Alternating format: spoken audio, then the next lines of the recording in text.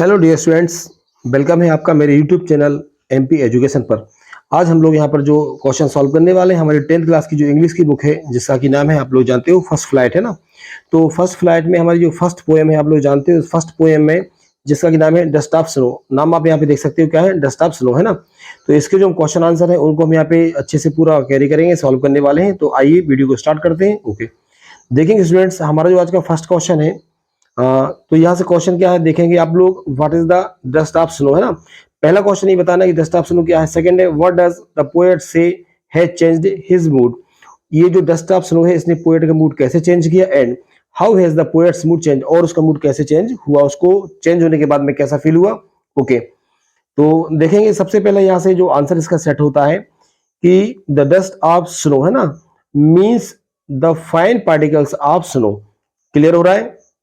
यहां से आपको ये बताना है कि डस्ट ऑफ स्नो का मीन्स क्या होगा। तो इसका मीन्स होता है the dust of snow means the fine particles of snow. तो जो बर्फ के छोटे छोटे टुकड़े हैं, ठीक है, उन्हें क्या कहा गया है, यहाँ पे डस्ट ऑफ स्नो कहा गया है। क्लियर है, चलिए। ओके, नेक्स्ट अब आपको यहाँ से समझना है कि व्हाट डज द पोएट से हैज चेंज्ड हिज मूड, कैसे उसका चेंज हुआ। तो देखेंगे, द पोएट सेज, पोएट क्या कहता है कि that he was having a bad day, उसका पूरा दिन है जो कैसा जा रहा था, बहुत ज्यादा खराब जा रहा था। ओके, बहुत ही इजी क्वेश्चन आंसर है, आपको याद करने में जरा से भी दिक्कत नहीं जाने वाली है। तो the poet says that he was having a bad day, उसका दिन जो पूरा खराब जा रहा था। And was straight but as soon, अब देखिए उसका पूरा जो दिन है खराब जा रहा था और वह बहुत ज्यादा स्ट्रेस में था। बट एज सून एज, लेकिन जैसे ही, अ डस्ट ऑफ स्नो, लेकिन जैसे ही जो डस्ट ऑफ स्नो है वो पेड़ के नीचे था, फॉल्स, उसके ऊपर जो बर्फ के टुकड़े हैं वो गिरते हैं, उस कहाँ गिरते हैं, उसकी बॉडी पर गिरते हैं। हिज मूड इज चेंज्ड, तभी क्या होता है, उसका मूड जो है वो चेंज हो जाता है और उससे बहुत ज्यादा अच्छा फील होता है। ओके, बढ़ते हैं नेक्स्ट क्वेश्चन की तरफ। हमारा जो नेक्स्ट क्वेश्चन है वो देख सकते हो आप लोग। तो नेक्स्ट क्वेश्चन क्या है, यहाँ से चेक करेंगे आप लोग। देखिए, व्हाट आर द वर्ड्स, ठीक है, that are usually named in poem. अब वर्ड से यहाँ पर कौन कौन सी इस पोएम में यूज की गई हैं। Do you think a crow is offer mention in poem, क्या क्रो को पोएम में मेंशन किया गया है। What image come to your mind when you think the crow. Clear हो, आपके माइंड में कौन सी इमेज बनती है जब आप क्रो के बारे में सोचते हो। ओके, तो हम यहाँ से one by one answer complete करेंगे। सबसे पहले देखिए, what are the words are the usually named in the poem. तो यहाँ से the words that are usually named in the poem, देखिए यहाँ से ये पूरा का पूरा हमने कहा से क्वेश्चन से उठाया है, यहाँ से आप देख सकते हो, ठीक है, यहाँ से हमारा पूरा क्वेश्चन से उठाया गया है। The words that are usually named in poem. अब इसके बाद हमें क्या करना है, आर कुकूज एंड नाइटिंगल्स, बस केवल ये दो लाइंस आपको दो वर्ड्स याद रखना है, कुकूज एंड नाइटिंगल्स। क्लियर हो रहा है। तो usually name in the poem. Okay, अब क्वेश्चन है कि do you think a crow often mention in the poem. तो ओके, अब इसका आंसर क्या होगा, देखिए नो, यहां से आप देख सकते हो, no crow is hardly mention in poem. Clear हो रहा है, क्या आंसर यहां से, no crow is hardly mention in the poem. Okay, अब हमारा जो नेक्स्ट एक और इसी क्वेश्चन क्या है देखेंगे आप लोग कि what image come to your mind when you think a crow, आपके माइंड में क्या इमेज बनती है जब आप क्रो के बारे में सोचते हैं। ओके, तो इसका आंसर देखिएगा आप लोग। ओके, इसका आंसर हमारा क्या हो जाएगा देखेंगे आप लोग। Whenever we think of a crow, जब कभी हम किसके बारे में सोचते हैं, हम एक क्रो के बारे में सोचते हैं, अ फियरफुल एंड अगली image comes in our mind. Clear है, क्या होता है जब भी हम किसी कौवा के बारे में सोचते हैं तो फियरफुल मतलब एक डरावना सा, और अगली इमेज एक बदसूरत सी इमेज जो है वो हमारे माइंड में स्टेबल हो जाती है जब हम कौवे के बारे में सोचते हैं। लेकिन अगर हम उसी की जगह किसी कोयल के बारे में सोचेंगे तो हमारे माइंड में एक सुरीली सी और एक मधुर सी आवाज गूंजने लगती है। ओके, बढ़ते हैं नेक्स्ट क्वेश्चन की तरफ। जो हमारा अगला क्वेश्चन है आप लोग देखेंगे। नेक्स्ट क्वेश्चन हमारा है कि again what is a hemlock tree. ठीक है, हेमलॉक ट्री क्या है। Why does not the poet write about a more beautiful tree such as, जैसे मेपल है, ठीक है, ओक है या फिर पाइन है।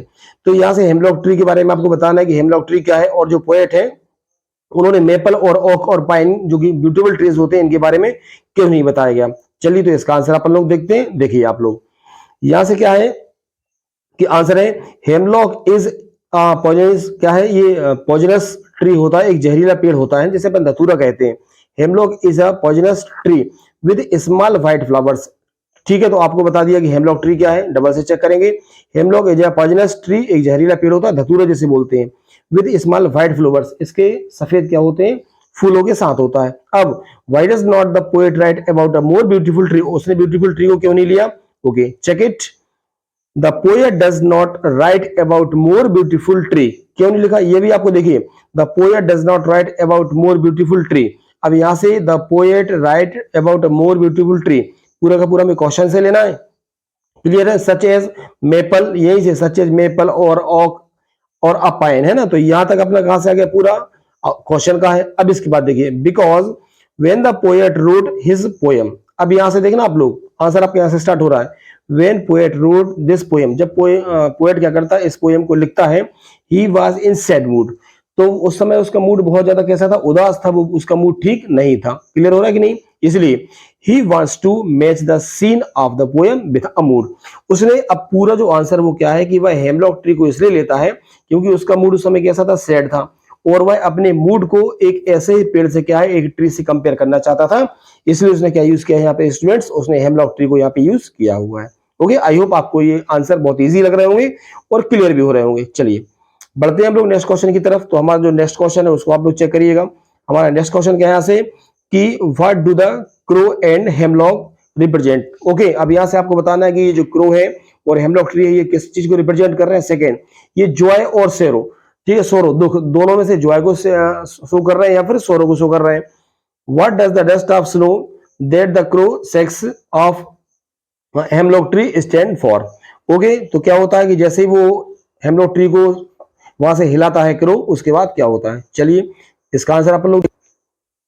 ओके, तो इसका आंसर क्या हो जाएगा, देखिए अब यहां से the crow and hemlock represents Joy, दोनों ही आपको ध्यान रखना है, क्रो और हेमलॉक जो है वो किसको रिप्रेजेंट कर रहे हैं, दोनों ही जॉय को रिप्रेजेंट कर रहे हैं। आगे देखिएगा, the dust of snow that the crow sake of a hemlock tree stand for, इतना जो फॉर तक आ रहा है आपको, ये कहां से हमारे क्वेश्चन से आ जाएगा। आंसर देखिए, Joy as it changed the mood of the poet from being sad to joyful।